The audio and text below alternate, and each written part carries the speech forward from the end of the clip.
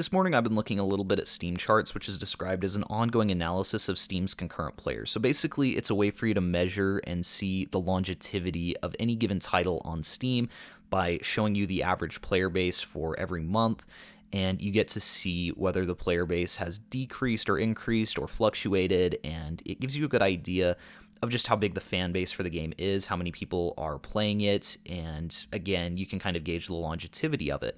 So for example, Destiny 2, just for context, is a game that released in 2017, and in the last 30 days, so December 2020, November 2020, it had an average player base of 84,000. The previous month in November, it had the average player base of 99,000, almost 100,000.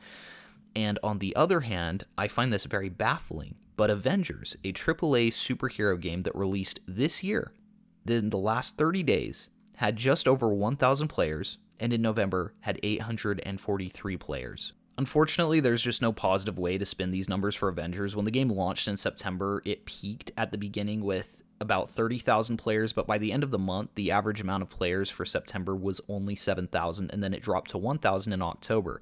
So if you look at November, which again had under 1,000, versus Destiny in November, which had nearly 100,000, I mean, that's 100 to 1 people more interested in playing Destiny 2, a 2017 game based on a franchise that's an original IP, versus a AAA superhero game from 2020. Even if you look at Batman Arkham Knight, which is a single-player game from 2015, even that game had a higher average player base than Avengers in November of this year. And if you went back and looked at Arkham Knight or Spider-Man PS4 at launch and in the following months after they launched, their player bases were much higher than Avengers is now. I've heard it argued that the reason that the Avengers game kind of flopped is because the characters that make up the Avengers are not as popular as characters like Batman or Spider-Man, but this argument doesn't work for me either because the most recent Avengers film pulled in over $2 billion at the worldwide box office, which is more money than any other movie in the history of filmmaking has made at the box office. Clearly, these characters work. Clearly, these characters are popular. And there's no reason that the Avengers game could not have been a success on the level or greater than that of Spider-Man PS4 and Arkham. And I find it very interesting that the CEO of Square Enix was bragging that it would be, that Avengers was going to be just this unprecedented success that put like Arkham and Spider-Man to shame.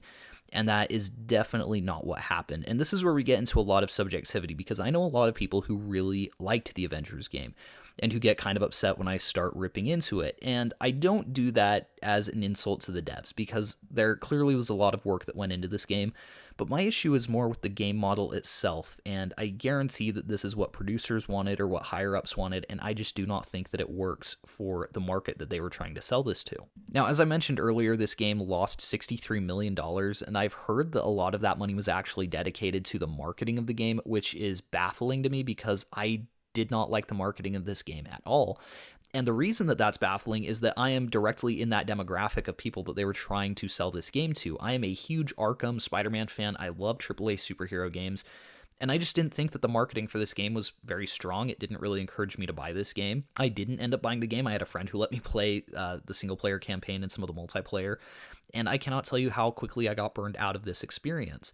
My friend got it for more of the multiplayer aspects, and he thinks that it is the worst multiplayer game that he owns. And it's interesting because they were trying to sell this game, again, to people like me who love the single-player AAA superhero games experience, but also people who are into some of these multiplayer online games as a service looter shooters. And I think that they didn't hit the mark on either one. Now, again, I know that there's going to be some subjectivity here. I have mutuals on Twitter that will probably hate this video because they really enjoy the Avengers game. And if you enjoy the Avengers game, that's great. There's absolutely nothing wrong with that. I'm just saying that broadly, if you look at the statistics, if you look at the amount of money that this game lost, it's really hard to paint Marvel's Avengers as a success here. It really was a flop on a financial level and with a player retention level. Clearly, a lot of people are not gelling with the multiplayer. That's some of the biggest criticisms that I've heard any of my friends give this game, is that the multiplayer just is not fun. It's generic. The level design isn't really set up for multiplayer. And the single player itself just does not match up to something like the campaign of Batman Arkham Knight or Spider-Man PS4. And this isn't to say that it's terrible or that you can't enjoy it. Again, it's just to say that there's a difference in quality between something like Batman Arkham Knight versus Avengers. Now, let's break this down even further to the game models themselves. Batman Arkham Knight or Spider-Man PS4 consists of an open world, it has a main campaign, And it has a lot of different ways for you to experience this campaign, at least in the sense that it has you doing a variety of different things. There's a lot of stealth, there's a lot of close combat, and there's a lot of traversal. Whereas with Avengers, it's very much go into this room, beat up these people. Okay, go into the next room, beat up these people. Go into the next room, beat up these people. Another thing that I noticed is that Marvel's Avengers does not have the most famous or charismatic supervillains that they could choose from. They have MODOK, and to be fair, I think that they did a pretty good job with MODOK. Same with their main character, Miss Marvel. I actually have no problem with Kamala Khan as the main character of this game. Her writing can be a little bit cringy, but ultimately I think that she's a really charming character, and I think that she was a good person to use as the protagonist, as she was kind of just a fan of the Avengers like us, going in and able to sort of work with these people. I just think that she mirrors the players very well, and therefore was a good pick for the protagonist. But going back to like the villains, for example, you have MODOK, but then you have Abomination, who appears for one boss fight, and then you have Taskmaster, and that's it. Those are the three villains. Whereas, you look at something like Arkham City, where the game has Mr. Freeze, Ra's al Ghul, Hugo Strange, Joker, Talia al Ghul, Penguin, Two-Face, Catwoman, like all of these different characters from Batman's mythology. And of course, this isn't to say that more quantity equals quality. This doesn't mean that just by throwing in, like Loki, Red Skull, Winter Soldier, immediately Avengers is a better game. But if these characters could have been written in an interesting way that sort of throws a wrench into what's happening in the main story, I just feel like it would have really expanded the lore of this game and added a lot of interest, and they could have built a lot of interesting segments rather than having this game just feel so monotonous. As an example, you could have had Loki invading Earth with an army of frost giants, and then maybe Tony Stark decides that he needs to develop Ultron to protect the planet, and then Loki's able to corrupt the AI of Ultron and turn it evil. There you go. That's not exactly what happens in the comics, but I think that that would be an interesting direction to take the games. And then there you go. You have two very compelling villains. Maybe you have the Winter Soldier, who is tasked with taking down Captain America, and you can add that whole subplot as well. And yes, these are all plot threads that have been explored in the MCU, but that would add to that name recognition, and they could explore these plot threads in different ways than the MCU. They could go look at the comics and sort of reinvent it in their own way. On this end, I hear the argument, well, they didn't use a lot of those villains because they're saving them for post-launch DLC. And this is kind of why I've fallen out of love with the games as a service model. I don't really like the idea that the game is not complete and that I just have to wait for post-launch content. I understand that for like MMORPGs or free-to-play games, releasing periodic post-launch content is a way to keep your community engaged and thriving. But for the single-player side of an Avengers game, it's really more frustrating than anything. They're adding a ton of playable characters, which is nice, but at the same time, I would have rather they really focus on each of the core characters that are already in the game.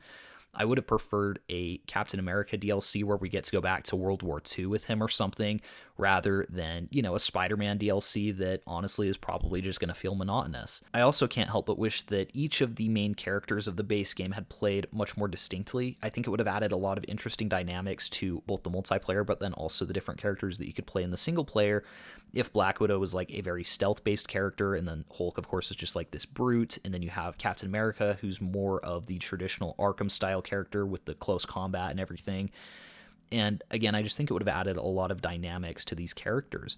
I also think that if they'd given these characters an open world with side missions and collectibles and more exploration, you would have found a lot more intrigue from the people who are in this market that they're trying to sell to, in the Arkham community and the Spider-Man community. If this game had taken place in San Francisco and each of the characters had had a side mission assigned to them, I think that there would have been a lot more intrigue to see how this world plays out and how this story plays out. I'll close out this video by saying I'm not hating on the developers of this game. I think that they probably did the best job that they could for demands that were probably coming from the higher-ups. I just think that the mindset was that they wanted to replicate the success of games like Destiny or Overwatch, and it just does not work with the market that they were trying to sell this game to. I understand that there's a lot of subjectivity, and a lot of you may disagree and really love the Avengers game. And if you love the Avengers game, I'm genuinely happy for you. I'm glad that it works for you. I'm just looking at a lot of the objective statistics, and there's just no way to spin this game as a success, except maybe on a personal level. No one's really playing the game anymore. The game was not well received by fans, and the game just didn't even make money. It's kind of been a flop. But anyways, thanks you guys so much for watching. Please be sure to like and subscribe if you enjoyed the video. Let me know in the comments what you guys thought of the Avengers game, if you played it, or what your perception of the game is, and we'll see you guys in the next one.